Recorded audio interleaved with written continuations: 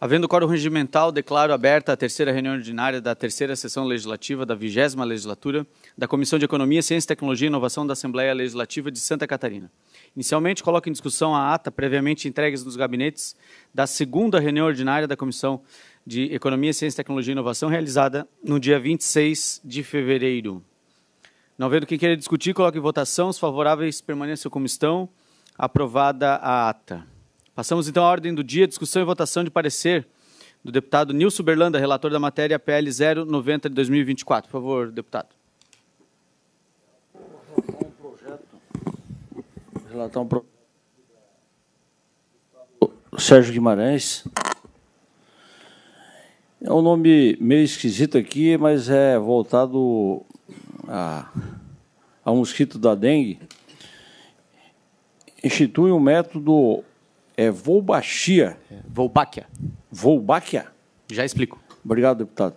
Wolbachia, como diretriz complementar do controle biológico do combate ao mosquito da dengue. Trata-se do relatório do voto do projeto de lei atuado sobre o número 0090-024/2024, da iniciativa do deputado Sérgio Guimarães, que institui método Wolbachia. Como é que é o nome, deputado? Wolbachia. Como diretriz complementar do controle biólogo do mosquito da dengue e outras providências. Em relação a políticas de saúde pública vigentes, quanto ao tema, constato a conformidade da medida versada na proposição, qual seja a implementação do método do combate da dengue como medida a ser implementada pela Secretaria de Estado de Saúde. Entendo, portanto, que a utilização do novo método se apresenta como uma invasão capaz de trazer inúmeros benefícios à saúde pública e ao desenvolvimento científico das políticas do Estado. Notadamente por meio da integração com parceiros voltados à inovação em busca das soluções tecnológicas para a redução da incidência da doença transmitida pelo mosquito.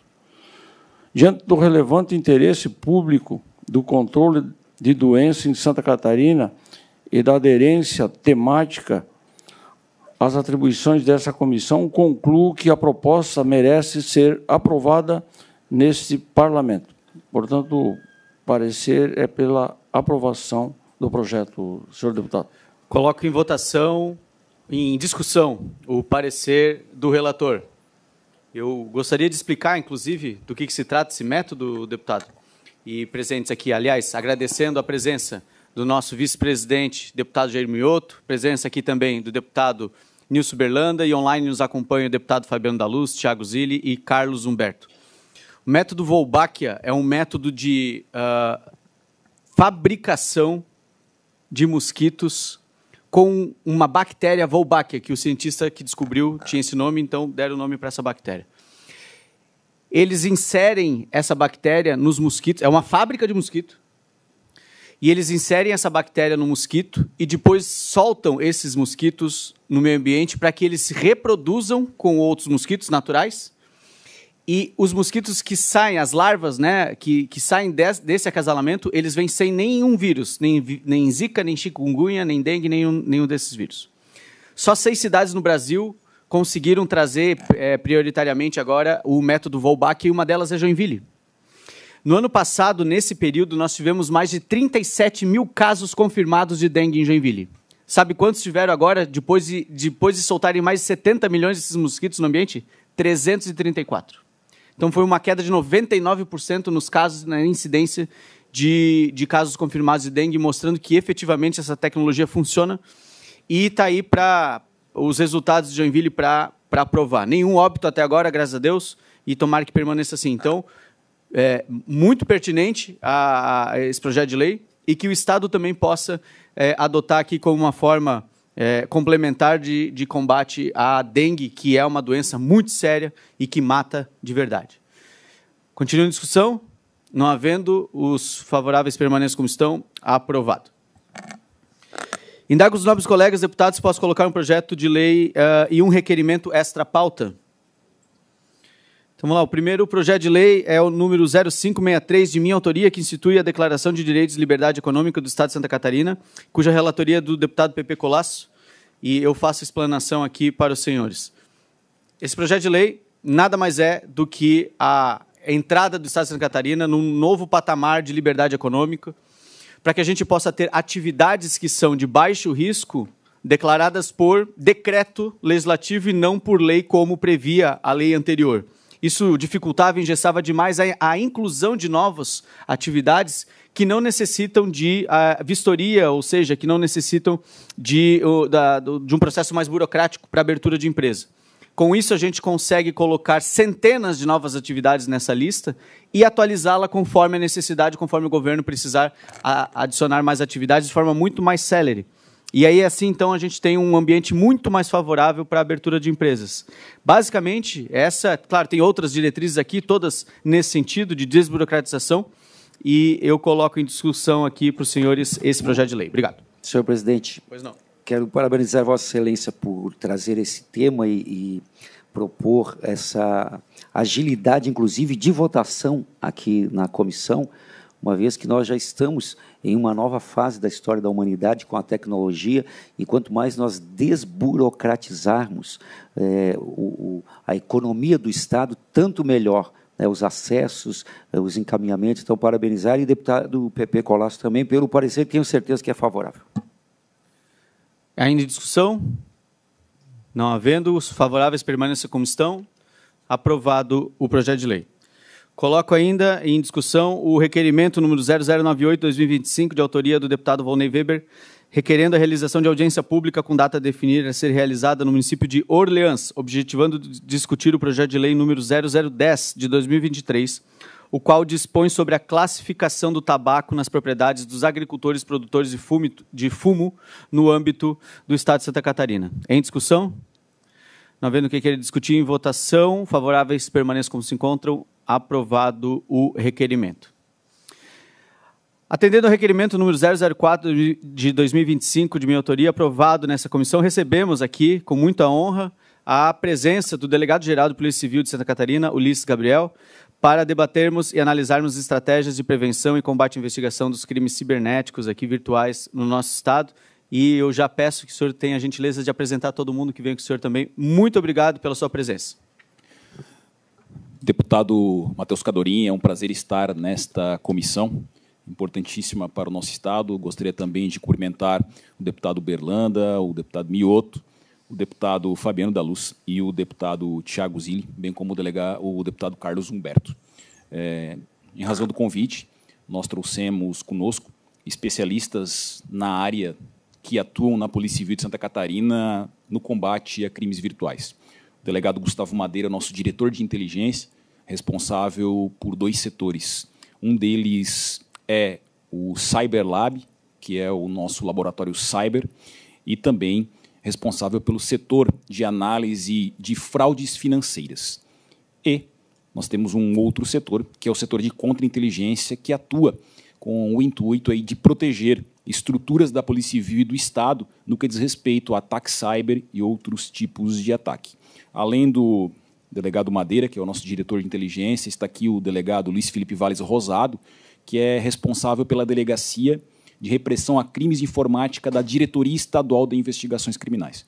Então, ele atua em todo o estado de Santa Catarina, exclusivamente em ações de impacto que são praticados pela internet. Também está o Dr. Marcelo Sampaio Nogueira, o nosso chefe de gabinete.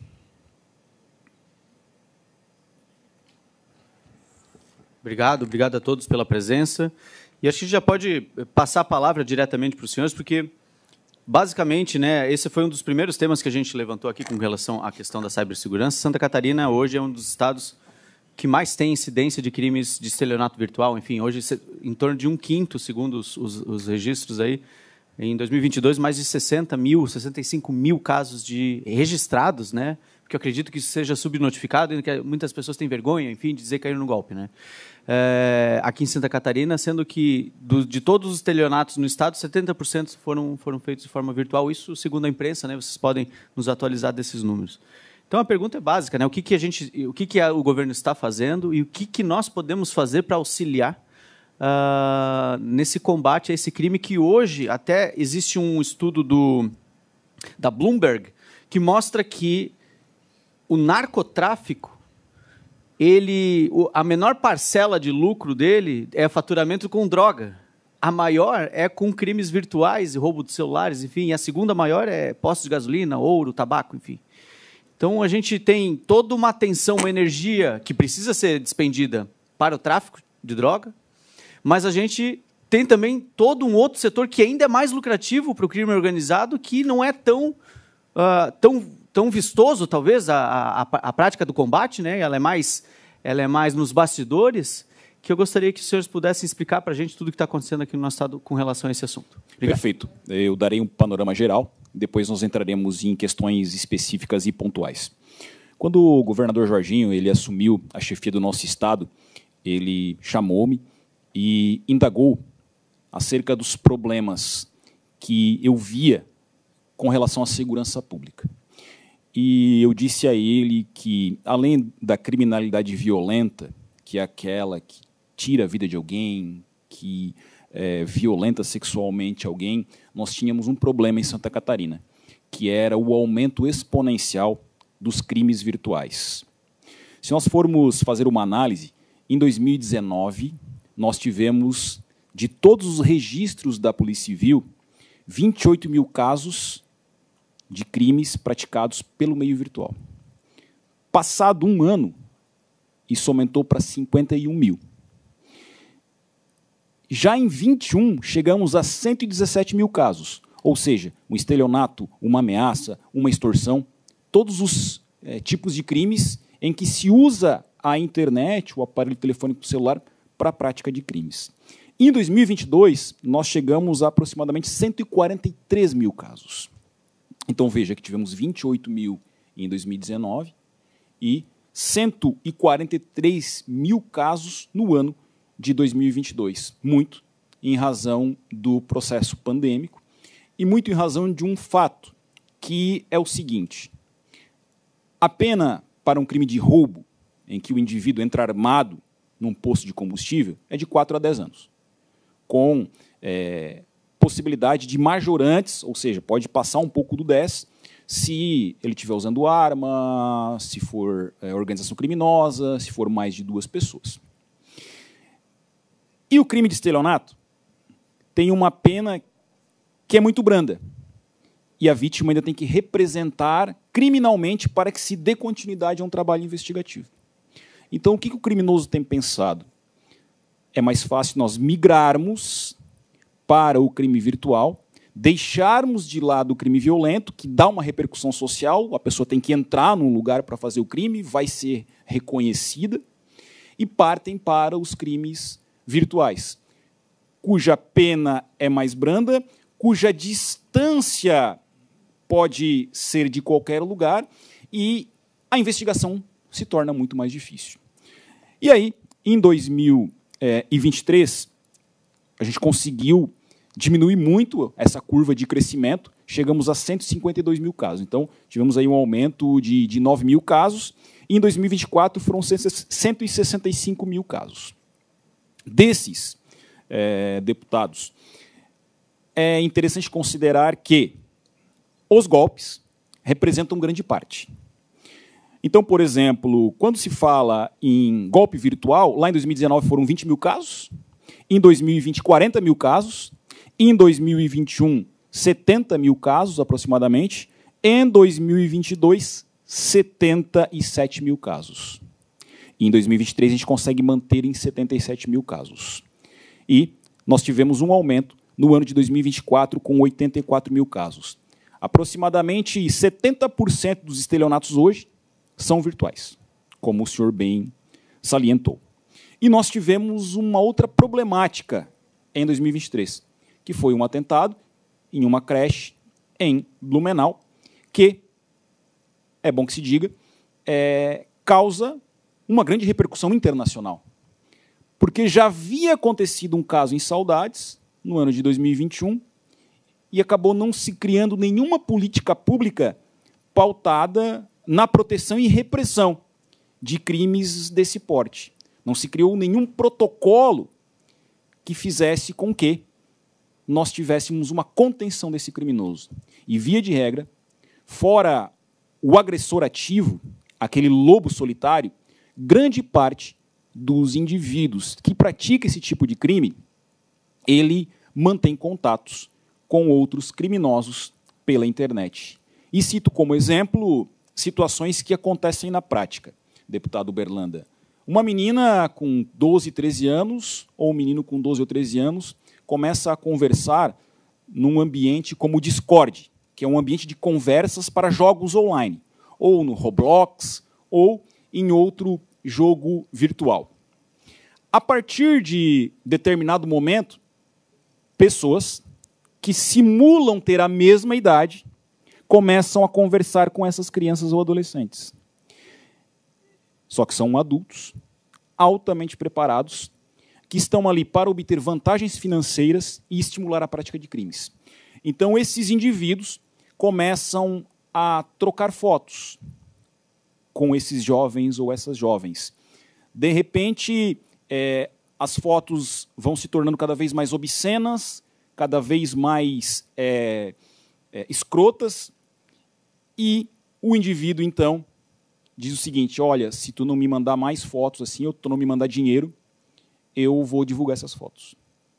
Ou, se tu não agredir o teu cachorrinho, ou matar o pássaro que tem na tua casa e tu filmar e não me encaminhar e não publicar, eu vou divulgar essas fotos.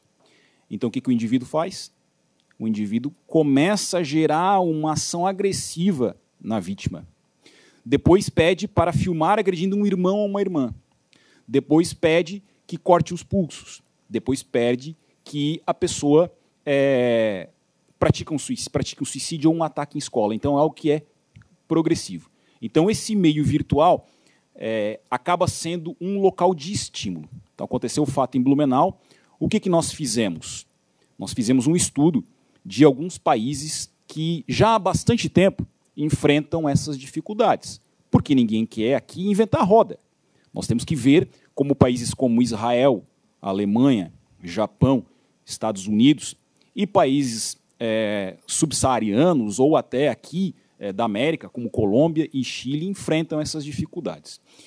E nós identificamos que, além de protocolos, eles atuam fortemente no monitoramento cyber, no monitoramento de grupos e identificando potenciais agressores e potenciais vítimas.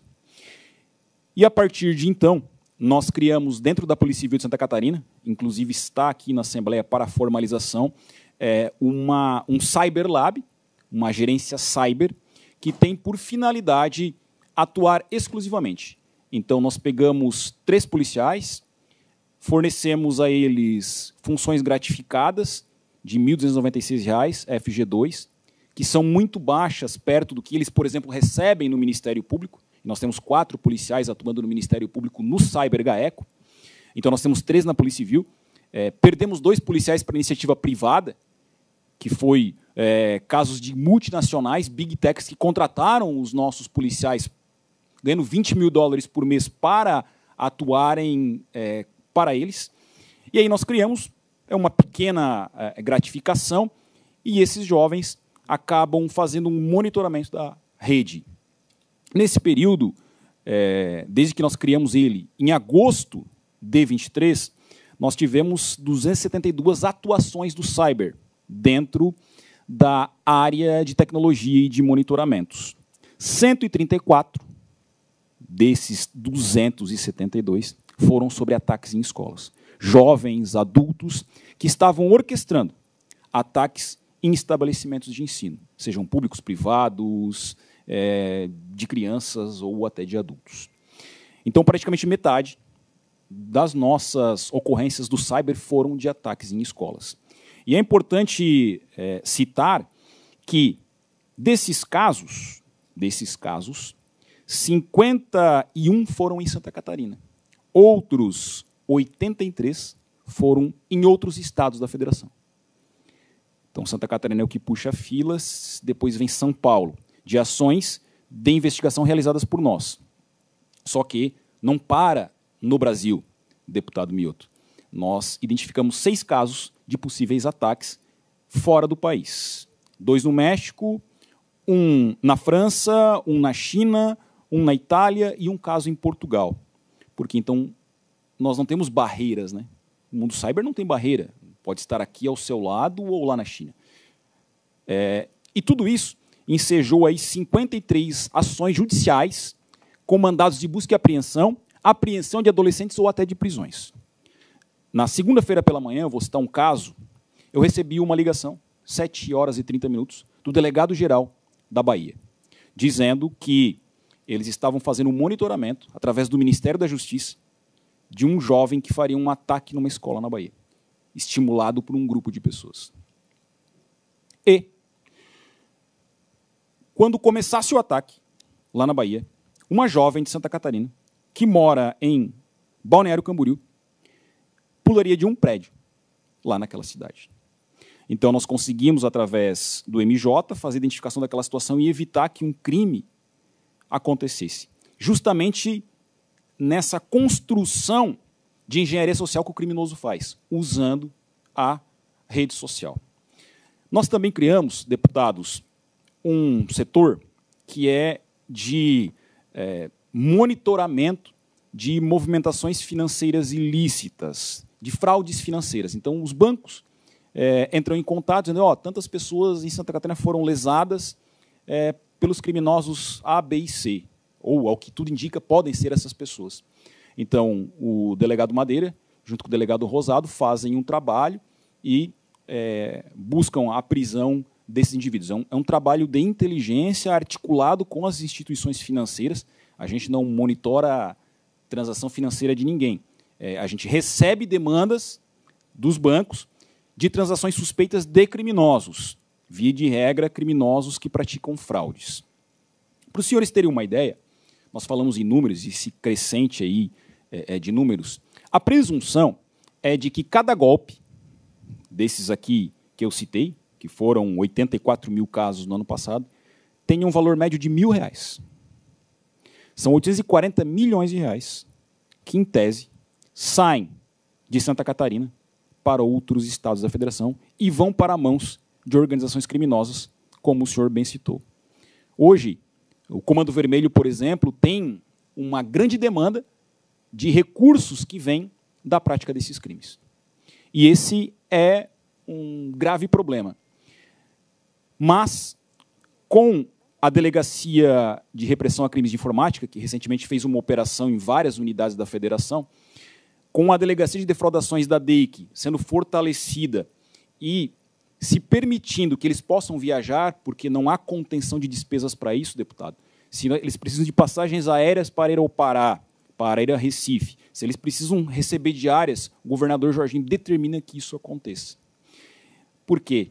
Porque quando a gente prende essas organizações criminosas e grande parte das operações contra esse tipo de criminoso é de fora, a gente consegue sequestrar dinheiro, isso vai voltar para Santa Catarina, consegue sequestrar veículos, consegue, através de uma ação do Dr. Rosado, por exemplo, sequestrar criptoativos, e em Santa Catarina nós conseguimos sequestrar 2 contas de criptoativos, vinculadas daí ao CNPJ da Polícia Civil, para garantir que ela não seja ocultada, porque se nós não investirmos em estrutura para a polícia sair daqui e ir lá no outro estado prender o criminoso, nós não conseguimos realizar a investigação. Não adianta eu fazer uma investigação aqui e não chegar nas outras camadas da organização criminosa.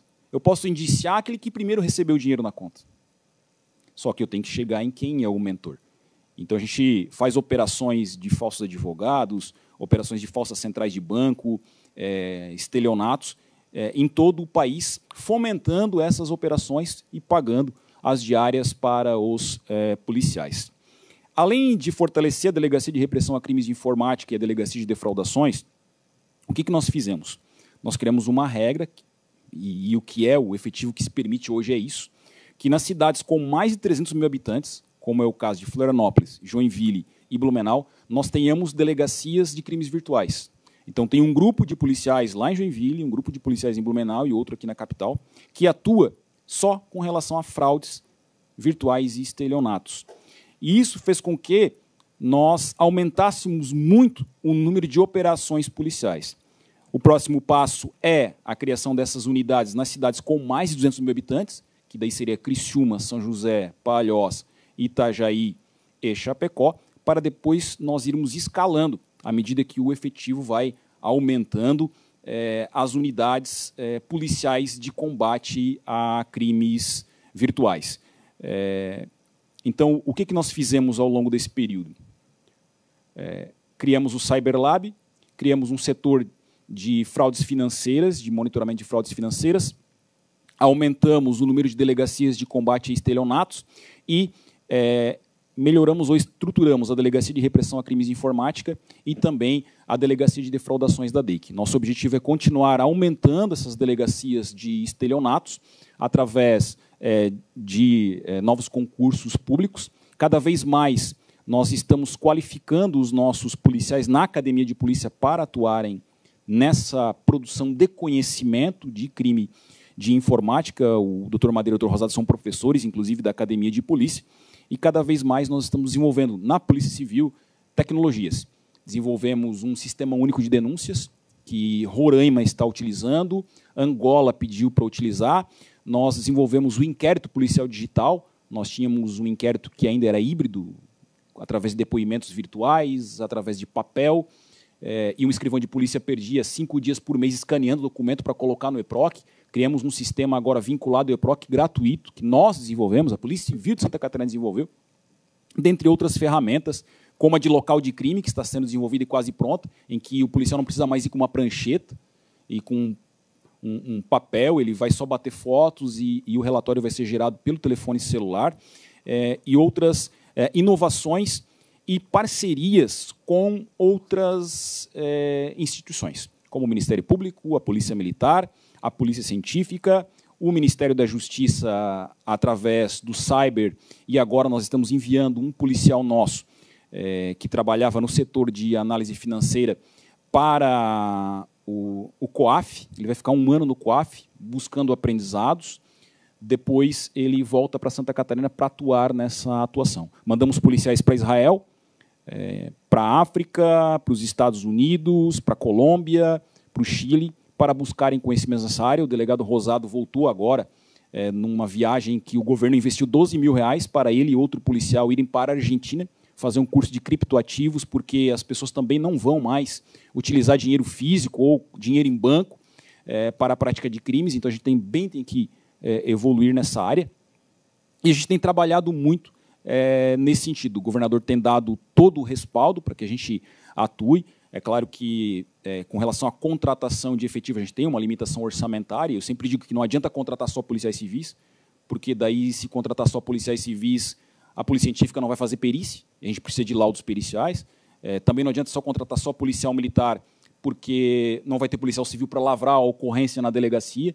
Então, isso que a gente tem discutido, e num aspecto amplo, a questão das contratações, mais recursos para aquisição de novas tecnologias. Adquirimos um software americano agora de reconhecimento facial, o Clearview. Adquirimos o Mercury, que é um software francês que faz análise de dados. Então, não é mais um policial que fica 12 horas analisando um documento. O Mercury faz em 3 segundos. Então, a gente tem recebido muito investimento, novos computadores de alto desempenho, porque hoje não se fala mais em 20, 30 fotos num telefone celular. Hoje é 1 terabyte de informações. E eu extraio isso do telefone, eu tenho que ter um computador que consiga armazenar o que tem no celular e fazer a gestão. Então, a gente está buscando caminhar para uma polícia do 3º milênio, uma polícia que não pode mais fazer o que se fazia na década de 80, porque a polícia da década de 80 ela trabalhava com testemunha, hoje qual é a testemunha do meio virtual, ela trabalhava com confissão, hoje as pessoas são instruídas e não confessam mais a prática de crimes, ou com reconhecimento. Quem é que se reconhece alguém pela pela internet. Então, a questão tecnológica ela veio para ficar, nós estamos investindo muito, a gente está à frente das polícias do Brasil, e isso tem sido importante. Mas é claro que o investimento é necessário. E agora eu vou passar a palavra para o Dr. Gustavo Madeira, que vai falar um pouquinho sobre a atuação dele na inteligência da Polícia Civil, a busca de conhecimento para evitar ações, porque a inteligência serve para isso. Delegado, se me permite, nós temos horário regimental, 14 horas, que é a questão da sessão plenária, né, presidente? Eu gostaria de fazer algumas colocações. Primeiro, parabenizar a Polícia Civil por realmente estar fazendo esse update, essa atualização. Na época que nós vivemos aí de internet por satélite, reconhecimento facial, não tem mais como a gente usar os mesmos mecanismos do século passado. E, obviamente, quando o nosso Estado já vai para a quinta economia do país, a migração, o segundo estado que mais cresceu no censo do IBGE, só perdemos para Rondônia, Roraima, obviamente tem trazido muitas pessoas de classe social elevada para cá. Óbvio que iria acontecer hoje, mais 70% das fraudes e estelionatos são virtuais, e Santa Catarina é um dos primeiros alvos do Brasil. Isso é bom e é ruim, né? Mas é algo que nós precisamos realmente nos preparar. E quando a intenção de já ter essas cidades com 300 mil habitantes, só são 3, né? E 200 mil habitantes também são poucas, nós temos 245 municípios que têm menos de 30 mil habitantes no estado. Então, é um processo lento ainda, mas pergunto, Vossa Excelência já respondeu quase todas as perguntas que eu ia formular aqui, mas se também não existe uma outra forma, delegado, de contratarmos profissionais do mercado para auxiliar a Polícia Civil, ao invés da gente estar sempre dependendo de concurso público, sempre dependendo de qualificar aqueles que já estão conosco, sendo que muitos deles já têm uma certa dificuldade de discernimento, de aprender nessas novas tecnologias. A única pergunta que me restou, todas o senhor respondeu, parabéns. Não seria criarmos um mecanismo, como as empresas estão tirando gente do serviço público, a gente não tem como contratar ou criar um modo ou terceirizar alguma coisa nessa área também, porque, como Vossa Excelência falou, 3 policiais, né, então é pouca gente hoje, então nós precisamos aumentar o efetivo dessa área. É somente isso, para agradecer e lhe pedir desculpas e escusas também, que temos que seguir, mas o presidente sacrifica como eu fazia nos anos anteriores. Deus te abençoe. Fica aqui. É isso. Obrigado. Mas é importante essa colocação, deputado Milton, porque é um sonho que nós temos, poder pegar pessoas do mercado para essa área específica de tecnologia da informação. A gente está buscando, junto com a FAPESC, bolsistas, mas é claro que também o salário do bolsista não é tão alto, né? E a gente gostaria de ter profissionais de alto gabarito, como os Estados Unidos têm essa possibilidade de fazer as contratações, como Israel tem, de manter valores dentro da instituição ou ter pessoas de valor na instituição pagando uma remuneração alta. É difícil a gente ter meritocracia no serviço público, enquanto alguém que faz um grande desempenho recebe o mesmo valor que outro que vive de atestado médico. Então, esse é um grave problema.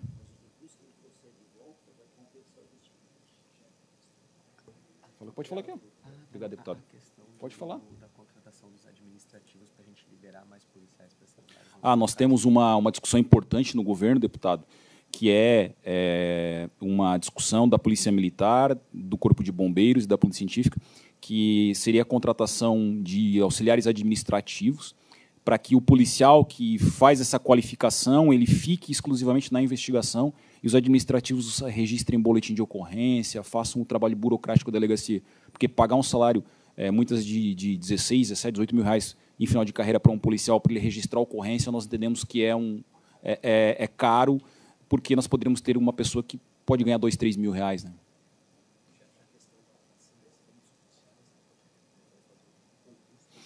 E os novos concursos também têm um foco muito grande nessa área de TI. A gente vai cobrar na prova essa área de TI.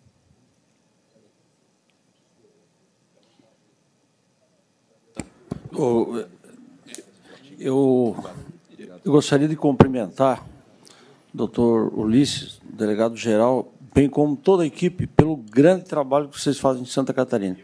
Eu tenho certeza que o nosso governador Jorginho Melo acertou em cheio no alvo. Né? O doutor Ulisses é uma pessoa muito competente, já foi, inclusive, colega nosso aqui como deputado num determinado período. Mas é melhor lá. É. Eu gosto, pelo menos. Parabéns pelo seu trabalho. Agora, sai uma notícia aqui, o Henrique, meu assessor, me falou, feminicídios despencam nos últimos 10 anos, com menor índice em Santa Catarina.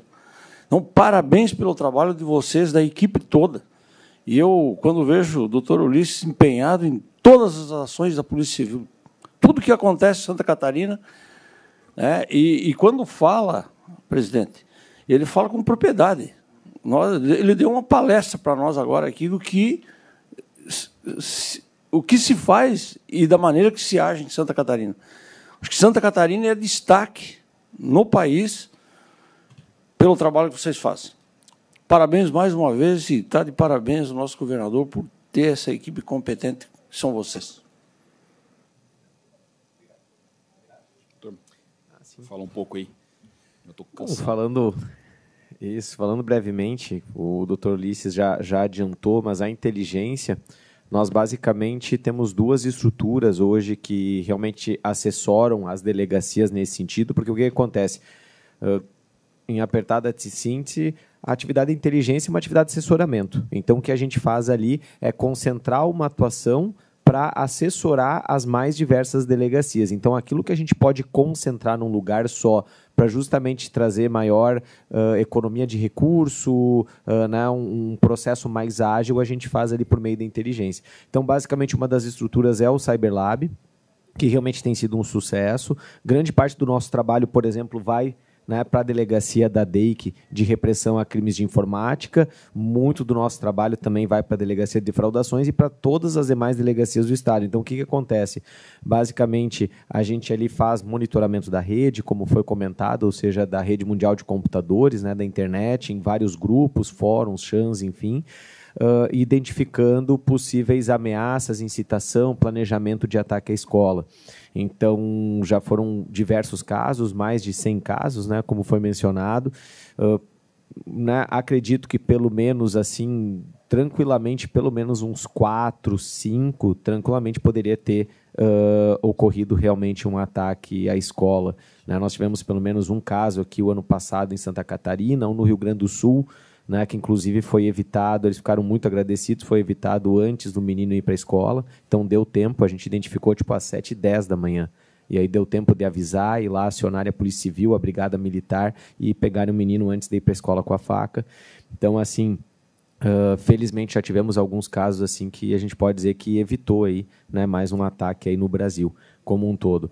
Então, esse trabalho tem sido muito bem feito. Agora em relação especificamente aos estelionatos por meio virtual, nós estamos utilizando digamos, uma metodologia de trabalho muito semelhante à da Polícia Federal, que eles têm lá, eles chamam de plataforma Tentáculos. Inclusive, nós estamos firmando um acordo de cooperação técnica com a Polícia Federal, em que nós vamos ter acesso a essa plataforma. E o que a gente faz? Basicamente, para cada delegacia, vou dar um caso que é o mais absurdo que a gente teve. Então, foi um golpe que foi aplicado aqui no estado de Santa Catarina, e, para vocês terem uma ideia, foram em torno de 240 e alguma coisa vítimas, quase 250. Para cada delegacia do estado que tem esse registro de ocorrência, que é o papel dela, ela está ali fixada naquele registro de ocorrência. Então, o trabalho que a gente faz é verificar que aquele golpe, na verdade, esses 250 registros é a mesma coisa.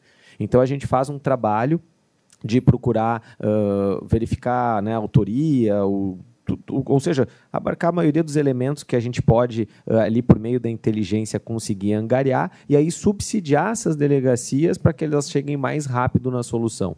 Então, a gente faz isso em diversos casos, né? Alguns com mais, outros com menos. Né? Agora, a gente está lá, por exemplo, trabalhando num que já está perto dos 10 milhões em prejuízo no Estado. Então, imagina isso, um golpe, com pelo menos aí umas 10 vítimas, já está na casa de 10 milhões. Então, a gente vai juntando, né, e procurando sempre, quando muito, né, buscar o follow the money, né, o caminho do dinheiro, tal, para que, de fato, a gente possa fazer com que esse recurso retorne para Santa Catarina.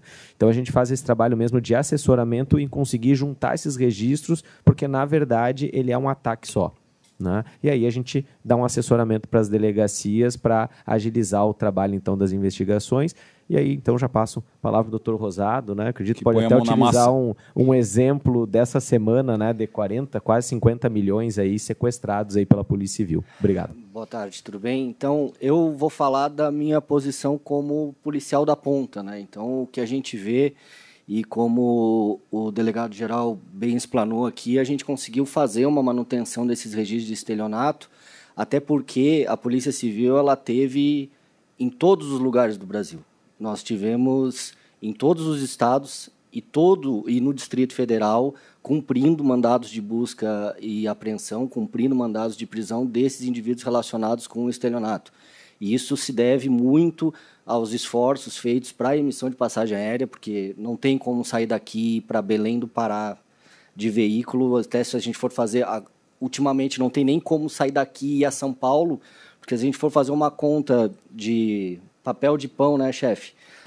O tempo despendido pelo policial, o gasto da viatura, o gasto do combustível, é muito mais custoso do que uma passagem aérea ida e volta, e a gente consegue ali, obviamente, a parceria com as polícias civis dos outros estados para fazer esse suporte que nos faz ter operado em todos os estados.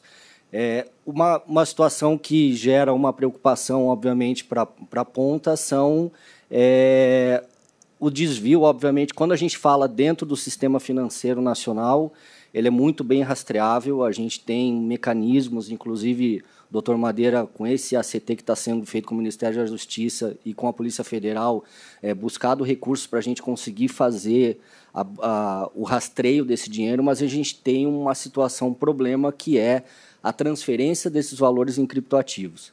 Quando o criminoso recebe um elevado numerário de golpes, há alguns casos, e eles estão se tornando frequentes, que esses valores eles são convertidos em criptoativos e dali de criptoativos eles são jogados dentro de uma carteira, e essa carteira, ela, até então, ela não é rastreável, embora a blockchain ela seja pública.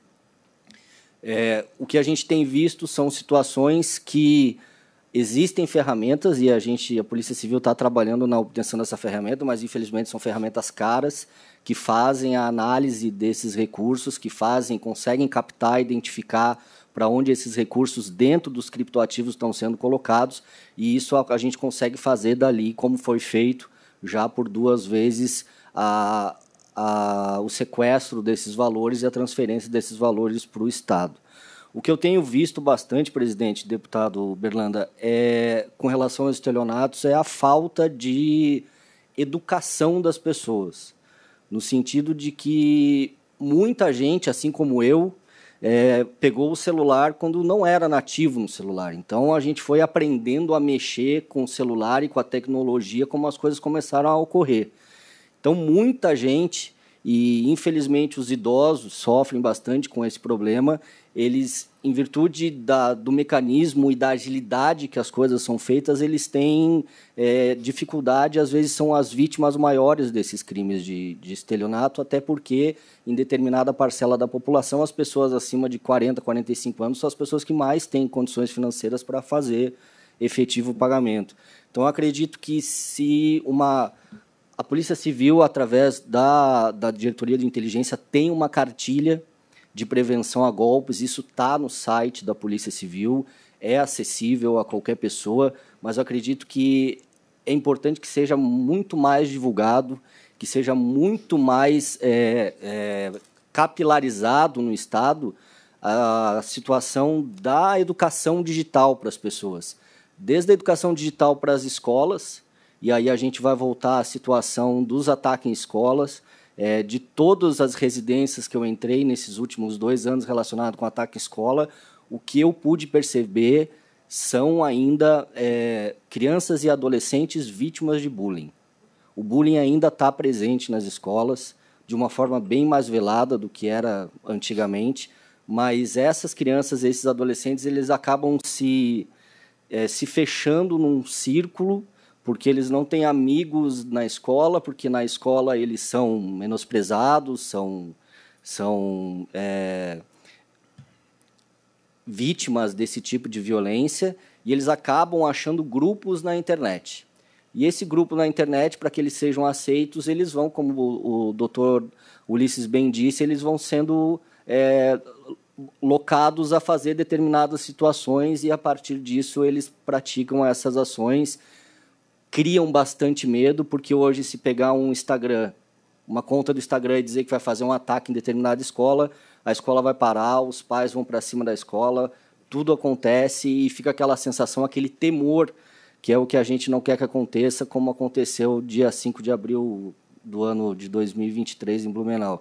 Então, eu acredito que não adianta só a gente, como a gente bem está fazendo, identificar, buscar e reprimir as condutas, mas uma ação de educação, tanto com relação aos estelionatos, para que as pessoas não sejam vítimas de golpes, e também uma ação da educação para que haja uma ação massiva com relação ao bullying, com relação à integração das crianças e dos adolescentes. Eu acho que essas duas vertentes elas vão fazer com que esses números de boletins de ocorrência diminuam, porque, na realidade, deputado, presidente, a gente não quer números, né, doutor? A gente quer, porque a gente vai resolver. A gente quer que as coisas não aconteçam, já que Santa Catarina é o estado mais seguro da federação. Então, quanto mais educação a gente tiver nessas duas pontas, eu acredito que seria o mais efetivo para que esses números consigam dar uma redução massiva. O que eu pensei aqui, deputados, primeiro, né, que eu fiquei pensando aqui nesse momento, que a situação de profissionais de mercado é de suma importância, a questão do efetivo da Polícia Civil, que nós estamos construindo com o governador, o aumento do efetivo, a estabilização do efetivo, porque o governo anterior não fez nenhum concurso, e aí isso vai, em algum momento, criar um problema, né? A situação da aquisição de novas tecnologias, eu sempre afirmo que eu prefiro comprar 5 milhões de reais em tecnologia do que construir um prédio de 5 milhões. Porque um prédio de 5 milhões, ele vai abarcar um número X de pessoas num atendimento, mas 5 milhões em tecnologia de ponta atende 8 milhões de catarinenses e pessoas no mundo todo. Então, muitas vezes a gente olha o valor e pensa, nossa, que absurdo, um software custar esse valor, mas são softwares consolidados pelo FBI, pela CIA, pela Scotland Yard, polícias do mundo inteiro que usam, né? Não é nada que é vendido aí para obter vantagens indevidas e prática de corrupção, mas muitas vezes as pessoas se assustam, né, com 5 milhões de reais um programa de computador, mas isso implica na recuperação de muitos ativos e na salvaguarda de vidas. Além disso, uma das questões que nós estamos discutindo também com o secretário Vânio, a Boeing, é a situação das diárias do Executivo. Hoje, um policial que sai daqui, deputado Berlanda, para ir a Curitibanos e dormir lá, ele recebe R$220. Se for para ficar no Hotel Gaboard lá, eu acho que é uns 350, né, mais ou menos a diária. Então, eles têm que, às vezes, ficam 3 em um único quarto, ou dormem na delegacia, porque também se tu ficar no quarto, tu acaba não comendo, né? Então, é um processo que o secretário Vânio também está trabalhando com relação a essa temática aí, que ficou muito tempo, o valor dessa diária, desde que eu estou na polícia, eu entrei em 2007, o valor da diária é o mesmo, só que é algo que é necessário para poder movimentar o policial, né? Mas o secretário Vânio já está estudando também essa temática.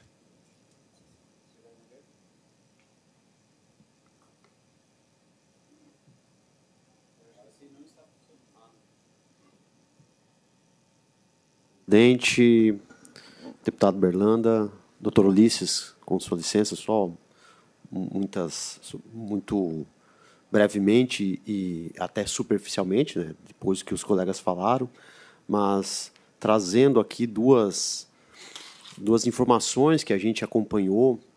Estivemos, a doutora Ulisses e eu, em 2024, então ano passado, e eu me lembro muito bem algo que me marcou. O delegado-geral da Polícia Civil de São Paulo. Então, a gente sempre fala São Paulo, né, por sua estrutura, né, pelo seu tamanho colossal de São Paulo, a gente se atenta. Né? Que o delegado-geral de São Paulo disse o seguinte: pela primeira vez, isso no ano de 2023, o número de bens bloqueados de criminosos envolvidos com golpes virtuais, com estelionatos virtuais, o bloqueio de bens ultrapassou pela Polícia Civil de São Paulo o número de bloqueios de bens envolvendo organizações criminosas de tráfico diretamente, aquelas, entre aspas, todas as aspas, né, tradicionais. Essa é uma informação que acendeu um alerta, eu lembro que a gente conversou, o doutor Ulisses e eu, sobre isso. Um outro aspecto, agora domingo, assistindo a um programa televisivo, dominical, bem famoso, que destacou 10 minutos de uma reportagem sua para tratar do cyber. Então, a estrutura que nós temos aqui de outro estado, né, mas ele fez uma reportagem para os senhores verem a importância que está se dando para esse tipo de estrutura. Tá? Então, era uma reportagem sobre a Polícia Civil de São Paulo, destacando o cyber. Um caso assim, muito gritante de uma adolescente que seria, entrevistar a delegada da Polícia Civil de São Paulo, que seria vítima de um estupro coletivo virtual. Vejam só, um estupro coletivo virtual. E o policial fez contato com a mãe e a mãe falava assim, não, mas minha filha está dormindo. O policial, não, entra no quarto dela, sua filha não está dormindo, sua filha vai ser vítima de um estupro virtual coletivo. Isso se confirmou. Foram presos, né, pessoas presas em outros estados, não só em São Paulo, mas é só para trazer assim, uma pincelada mesmo da relevância que esse assunto tem, não de hoje, já de tempos, mas que, felizmente, pela visão aí, né, estratégica do delegado-geral, do governador, evidentemente, nosso chefe maior, a gente tem conseguido fazer frente. Né? Eu digo, segurança pública não é gasto, é investimento. Então, um software de 5 milhões de reais é investimento, não é gasto.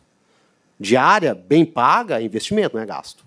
Né? Então, eu só queria fazer essas contribuições e parabenizar o senhor presidente pela iniciativa dessa discussão. E é importante, deputado, rapidamente, muitas pessoas vão dizer, bobagem, estupro virtual. Só que aquela menina que tem que tirar a roupa na frente de vários indivíduos, fazer o que eles mandarem, basicamente, práticas sexuais exposta a todos os indivíduos, isso, em que pese não ser algo físico, é uma ofensa moral e psicológica muito forte. Sim. Sem dúvida. Eu tenho alguns pontos aqui que eu gostaria de aprofundar. Primeiro, com relação ao Cyberlab, há um PL na casa com relação a esse assunto? Sim, o PL 49, ele já passou pela CCJ, Finanças, e acho que esta semana passará nas de que ano que ele é? De 2025. 49? 49 de 2025. Passou no trabalho às 11? Passou de trabalho às 11. Passou no de trabalho. Porque daí o que acontece, deputado? Nós sequer temos uma pessoa que possa fazer a gestão desse cyber, que ganhe uma função gratificada para gerir. Então, essa é a gente exclui uma função, uma FG, e transforma ela em gestor de cyber. Porque quando eu fiz o mestrado, eu fiz mestrado em políticas públicas na área de segurança. Quando se cria algo lá dentro de uma secretaria, por resolução, por portaria, amanhã vem alguém lá e acaba. Agora, quando nós criamos algo feito pela Assembleia Legislativa, é uma legislação que só os deputados vão conseguir revogar. E vai ter discussão. Sim. Então, a gente entende que, para criar essas estruturas que são essenciais, são necessárias leis. Porque aí vai ficar algo consolidado. Se alguém aparecer aqui para acabar com a coordenadoria que nós estamos criando, todo mundo. Sim. Das delegacias de polícia da criança, adolescente, proteção à mulher e ao idoso, que também vai criada nessa conversão de cargos, ou uma gerência de cyber, as pessoas vão olhar mais. Por que quer acabar com uma gerência de cyber? No caso, é um cargo a mais sendo criado, não é uma estrutura a mais que vai ser instalada em algum lugar. É uma previsão de uma gerência de cyberlaboratório. Entendi. E sobre as duas delegacias específicas em Joinville e em Blumenau? E Floripa. Elas são setores dentro da DIC, é isso? Isso. A DIC, o que nós fizemos, deputado? A DIC, uma vez, era uma divisão de investigação criminal. Que um só delegado fazia a gestão e poderia ter só um delegado. Então, lá em Joinville, eu teria um delegado, em Curitibanos 1 e São Joaquim 1. A regra que se estabelecer é o seguinte: tem um delegado, um escrivão e 3 agentes para uma divisão de investigação criminal. Nós entendemos, olha, governador Jorginho precisa de um decreto que vai dizer o seguinte: cidades com mais de 300 mil habitantes têm que ter 6 delegacias especializadas fora a delegacia da mulher. Quais elas? Roubos, homicídios, tráfico, lavagem de dinheiro, proteção animal e golpes virtuais e estelionatos. Então, cidades com mais de 300 mil habitantes, que antigamente tinham uma divisão, passam a ter 6 delegacias. Imagina que eu vou ter que ter 6 delegados e uma estrutura para tudo isso. Como é que eu vou explicar que Joinville vai ter um delegado para tocar 6 delegacias de polícia? Isso fica inexplicável perante o parlamento, perante a sociedade, perante o Ministério Público, perante o Poder Judiciário. Cidades com mais de 2 mil habitantes e menos de 300, 3 delegacias especializadas no mínimo. Roubo, tráfico e homicídios. Quando essas cidades, como São José e Palhoça, atingirem 300 mil, elas passam a ter 6 delegacias especializadas. E a gente é obrigado a ativar essas delegacias. Nós fizemos um estudo técnico para que nós pudéssemos fazer essa distribuição de efetivo como forma de dizer o seguinte: olha, a cidade maior vai ter mais ocorrências, tem mais contingente populacional, então a gente vai ativando a medida do 6 delegacias à medida em que elas vão atingindo uma população. Por exemplo, Jaraguá, cidades como Lages, que daqui a pouco vão atingir 200 mil habitantes, elas vão passar a ter no mínimo 3. Isso foi uma primeira ação que nós realizamos. Mas nosso objetivo é especializarmos cada vez mais a investigação, principalmente essas investigações de grande repercussão. Então, a nossa ideia é ampliar depois para as delegacias que têm mais de 200 mil habitantes, depois para as que têm as cidades com mais de 100 mil. E aí fazendo a ativação, porque tudo isso implica em recurso. Não consigo abrir tudo, porque daí eu vou fazer uma mentira, eu vou fazer um jogo hipócrita com a população. Eu vou ter a delegacia, ela não vai investigar. Então, por exemplo, Joinville, Blumenau, Itajaí, Chapecó, São José, Palhoça e Criciúma são cidades que ganharam o departamento, têm uma quantidade X de delegados. Palhoça tinha 1 e São José tinha 1 na investigação criminal. Agora, cada uma das cidades tem 3. Criciúma tem 3. Itajaí vai ter 3, tem 2. Joinville tem 8 delegados no departamento. Blumenau tem 6. E a cidade de Chapecó tem 3, no mínimo. Só que quando a gente faz uma investigação de tráfico, uma investigação de crimes virtuais, a gente impacta muito mais, né? Porque o cara que pratica um golpe contra um cidadão de Joinville, ele pratica contra a região toda ou o estado inteiro. Então, isso acaba... A gente abarca hoje 1,5 milhão da população com essas 3 delegacias. E é claro que a gente vai progressivamente fazendo isso. Essas delegacias ganharam computadores de alto desempenho, ganharam fuzis novos, israelenses, e estamos entregando viaturas semi-blindadas, porque eles enfrentam uma criminalidade muito violenta. No caso de Joinville, foram 4, adquiridas em parceria com a Prefeitura de Joinville, com dinheiro do Convento Trânsito.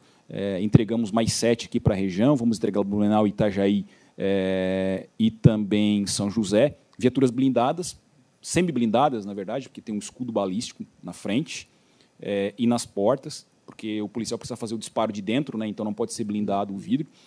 E investindo nessas novas tecnologias. Mas é uma regra de um decreto, deputado, essa situação das delegacias, porque a gente quer deixar projetos futuros, né? Sim, assim como a gente acabou de aprovar uma lei de liberdade econômica que fosse possível fazer por decreto. Posso continuar aqui, deputado? Estou bem curioso aqui. Nós temos, assim, então, obviamente, a gente está falando aqui agora de uma curva de estabilização aqui de 84 mil golpes em 2024. Mesmo assim, é um número muito alto e as 3 delegacias elas devem ter uma série de investigações represadas por conta da... 10 mil BOs nós temos em Florianópolis por ano. Pois é. Para 8, 9 policiais.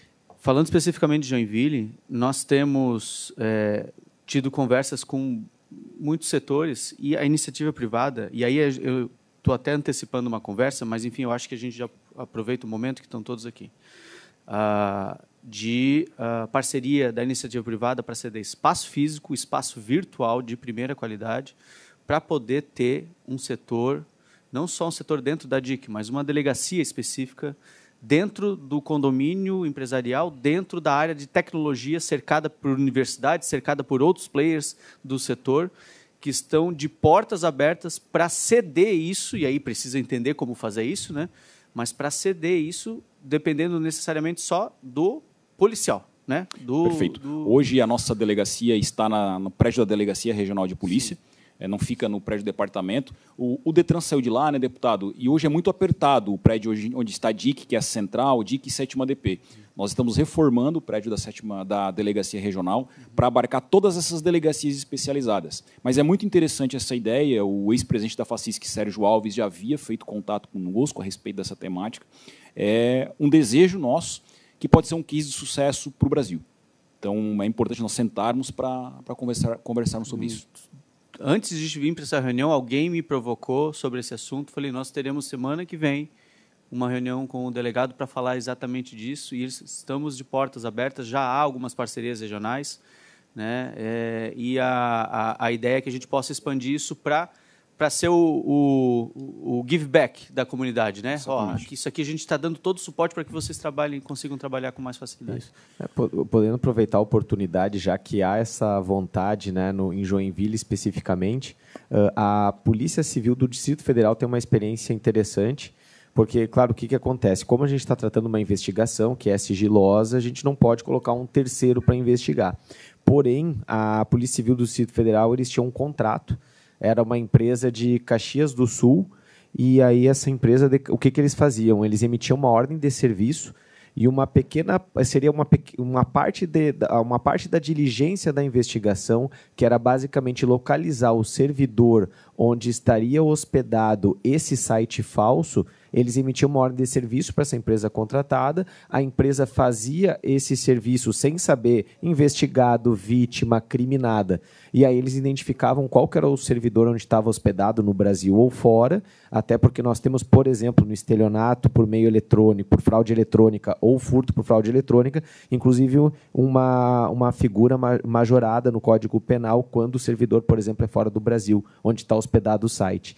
E aí, então, a empresa fazia esse serviço altamente técnico e devolvia para os policiais, economizando o tempo da investigação. E aí, então, a partir daí, o delegado conseguia fazer uma representação para, por exemplo, fazer uma intervenção naquele servidor localizado dentro ou fora do Brasil. Porque então, isso é uma possibilidade, por exemplo. É interessante que o privado ele pode fazer qualquer coisa que não seja proibido, né? E o setor público ele só pode fazer o que está previsto em lei. E nós temos uma dificuldade muito grande, né, Rosado, com a situação dos provedores que ficam fora do país. É uma dificuldade de obter informações imensa. Tinha que mandar via Ministério da Justiça, Itamaraty.